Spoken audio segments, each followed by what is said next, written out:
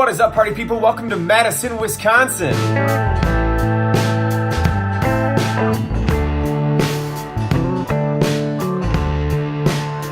Wisconsin's state capital and one of my favorite Midwest cities. I don't even know what to focus on because there is so much cool stuff to do. Downtown Madison is sandwiched between Lake Mendota and Lake Monona, and there are 3 other lakes just around the corner.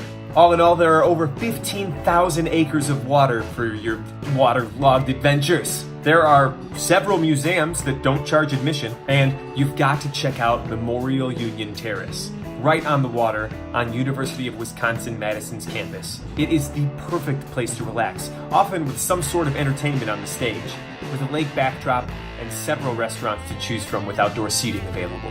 If you're a beer drinker, Wisconsin has one of my all-time favorite beers to date, Spotted Cow. Also, you've got to try cheese curds. If you haven't had cheese curds from Wisconsin, you haven't had cheese curds. I'm bummed we're not here for the summer to really experience the best parts of Madison. But even in the winter, it's one of my favorite places. Here we play the Overture Center for the Arts. With a rich history dating back to 1928, this multi-facility venue boasts the largest single gift to the arts in American history at $205 million.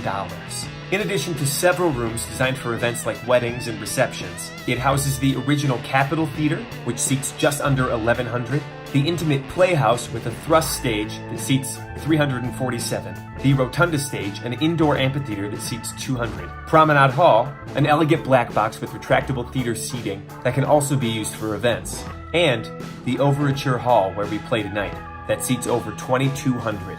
I am so glad we stopped here and I got to experience this town in the winter. If you haven't been, you've got to check out Madison any time of the year. You will not be disappointed. Next stop, Minneapolis, Minnesota. Thanks so much for coming out. Chase your dreams and cheers.